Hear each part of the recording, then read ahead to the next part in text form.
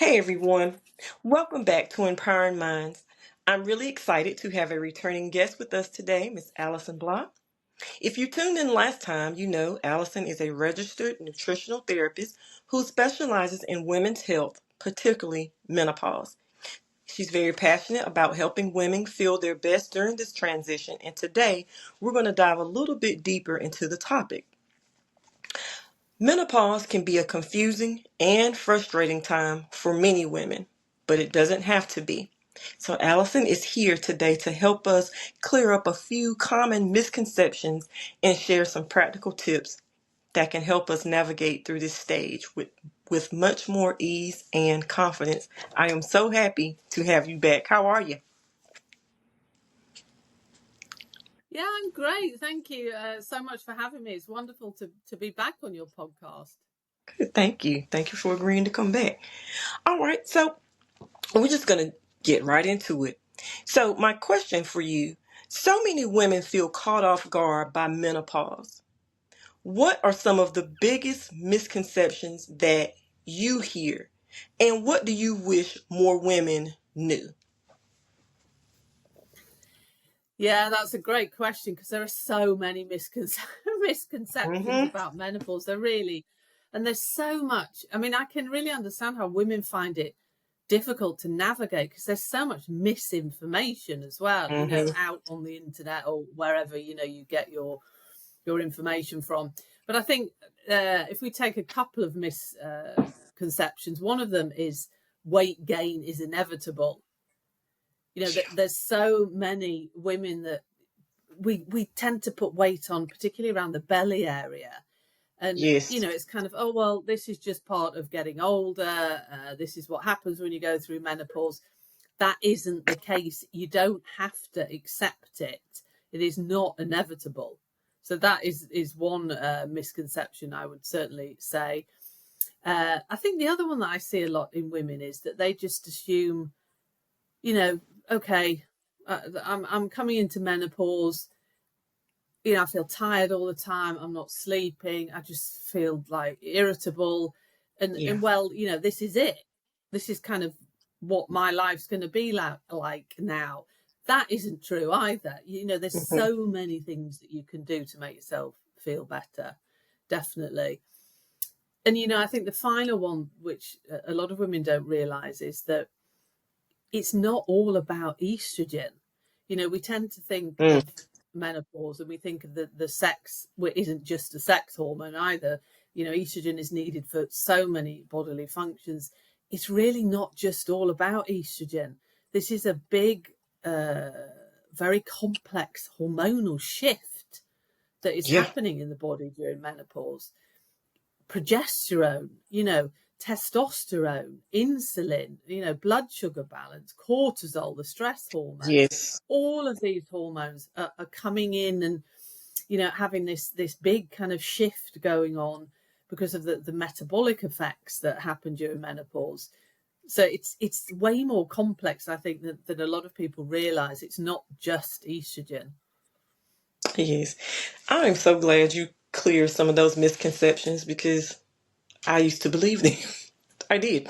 Especially like with the gain, weight gain around the belly. I just thought, well, in perimenopause, this is what happens. And so I went ahead and went to the doctor and had labs and all this kind of stuff ran. And I found that my body was actually missing quite a few nutrients and different things like that. So I got on supplements for that.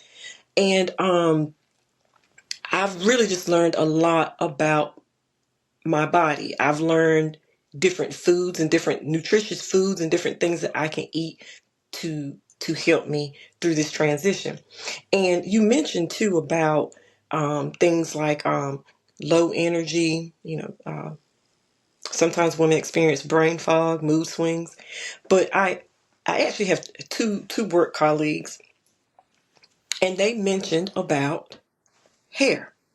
So one of the ladies said that she's noticed since menopause that her hair is very dry, it's very brittle, and it breaks.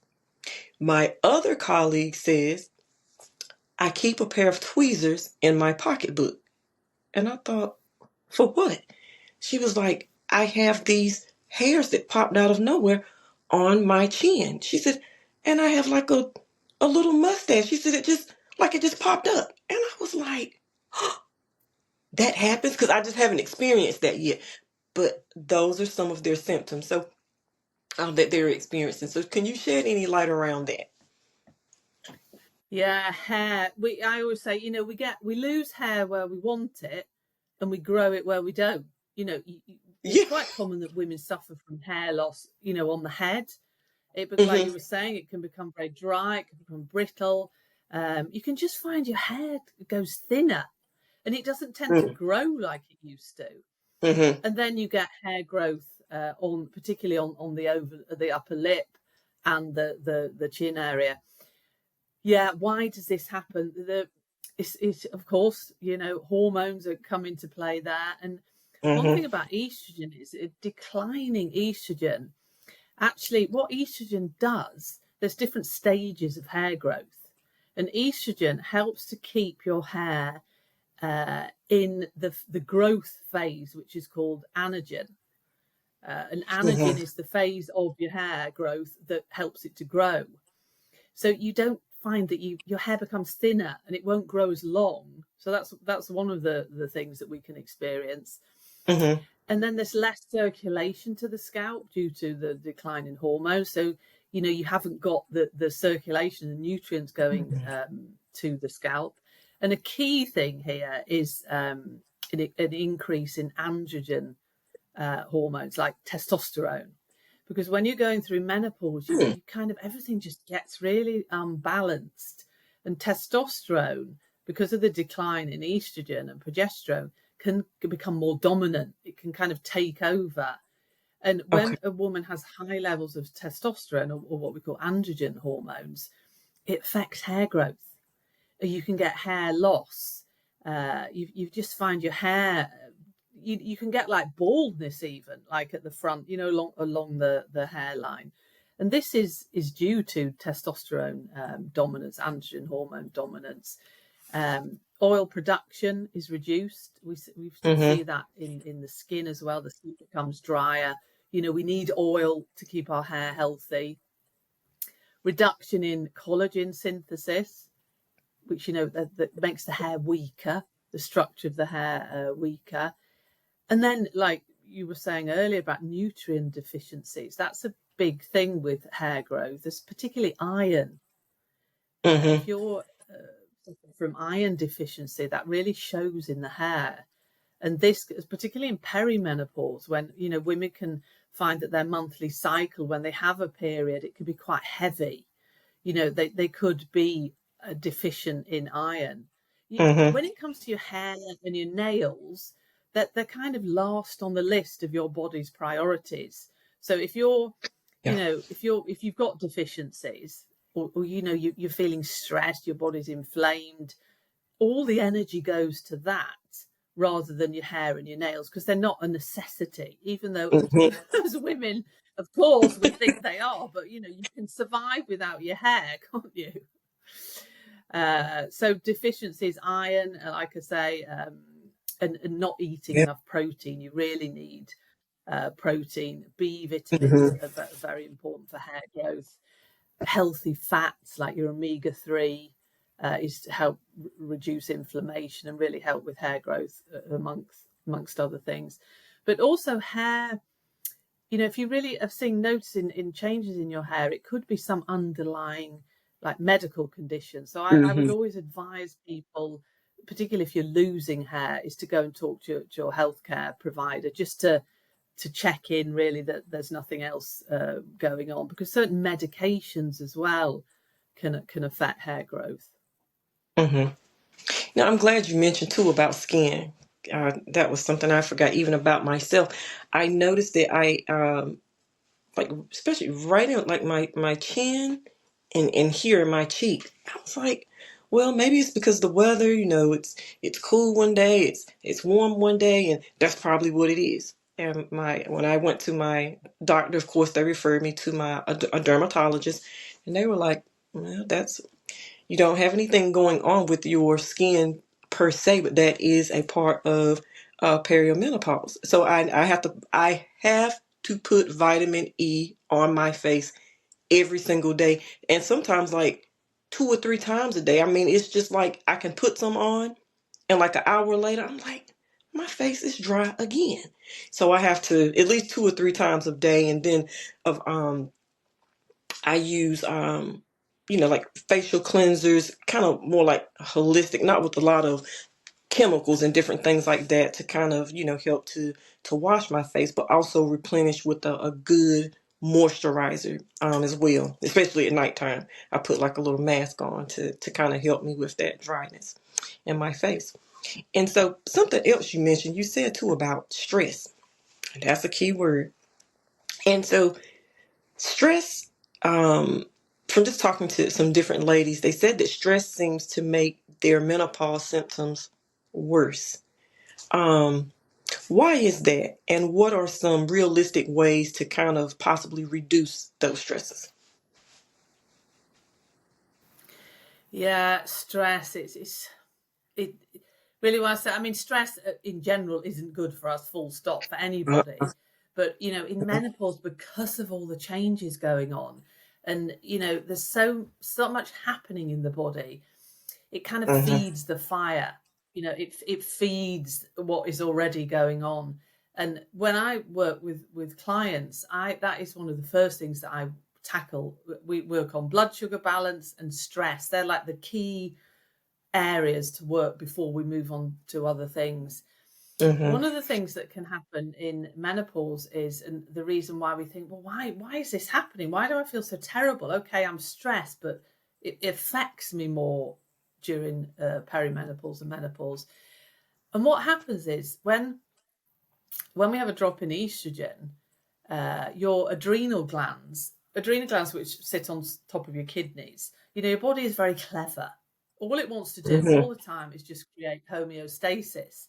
We throw so much at our poor bodies, don't we? And all it's doing all the time is trying to fight to get this balance.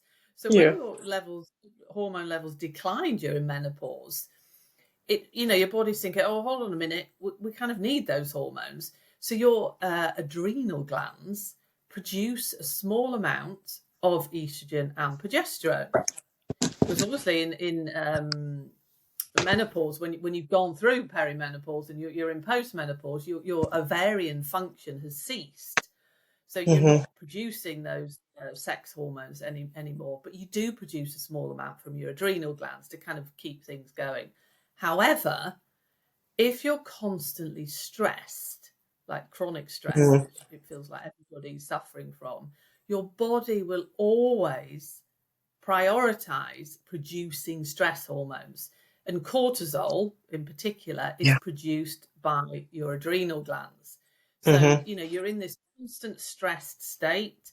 Your body's constantly producing cortisol. Your adrenal glands don't have any opportunity to produce estrogen and progesterone. So it kind of, it's this vicious circle, isn't it? Your hormone levels will drop even more. Um, and then you've got these high cortisol levels, which, that's like a huge another conversation, the effects that cortisol has on your body. But mhm, it can make your symptoms worse. You can find that you have like hot flashes worse. uh, You can't sleep, you're irritable. It kind of mhm, exaggerates everything. Stress.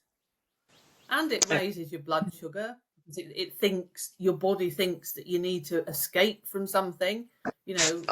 Our stress response was developed for us to like run away from a tiger that was going to eat us.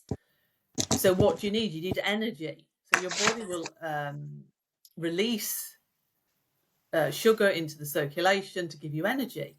And what happens then? Fat storage around the stomach. So it's just, stress is so yeah, destructive. It really is. You need to find ways.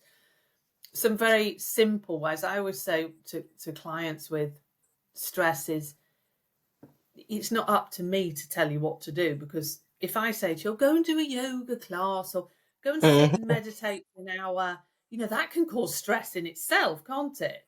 With somebody thinking, yeah, oh, I haven't got time to do yoga, I should be doing yoga, which don't get me wrong, yoga is fantastic if that's your thing. But Mm-hmm. even something as simple as deep breathing exercises, brilliant for stress. Getting outside, Mm-hmm. just going outside and doing a short walk and Yeah. setting your boundaries. I think this is very important for us women, particularly as we get older. It's actually all right to say no. Sure is. 'Cause- Yeah. but we don't. I've actually got much better at that, but I think that's just kind of as you age. But we tend to always want to please people and we say yes to everything. And then you Mm-hmm. just become overwhelmed, don't you? Yep. So, there's many things. I think you just have to find your little things daily that work for you, even if it's just sitting by a window and looking out or Yeah. just going outside and breathing. It doesn't have to be a huge event to manage your Mm-hmm. stress. It's the fact that you do it daily. Yeah. That is true. I had to find my own little niche. I mean, my medical team, they kind of, gave me some suggestions, but they weren't for me. So I kind of found like my little niche, and my niche was be like making wax melts, or just taking a walk in my neighborhood, or at work on my lunch break. So because I like to connect outside with nature. The older I get, I don't know what it is with like trees, leaves, greenery. I'm like just fascinated. So those are things that help me. And so I want to thank you for agreeing to come back and helping to provide education um, to the ladies. And I wanted to know, do you have any resonating or final thoughts that you would like to leave for the viewers who will watch this later on? Yeah, I would say to all women out there, you do not have to suffer through menopause. Mm-mm. Get the support. Don't be afraid to reach out and ask for help and support. As we Mm-hmm. said earlier, in one of the misconceptions, it isn't just, well, this is it. We're living much longer. Just another phase. It's a natural phase that every woman will go through. So Mm-hmm. don't suffer in silence. Ask for help, not gain knowledge, read Yeah, things, find out what is actually going on, and actively do things to make yourself feel better. absolutely. Okay. All right. So again, thank you for coming on and helping me to continue to break stigmas around mental health. And I will be in contact with you soon. Thank you All so right. Take much. care. All right. Thanks.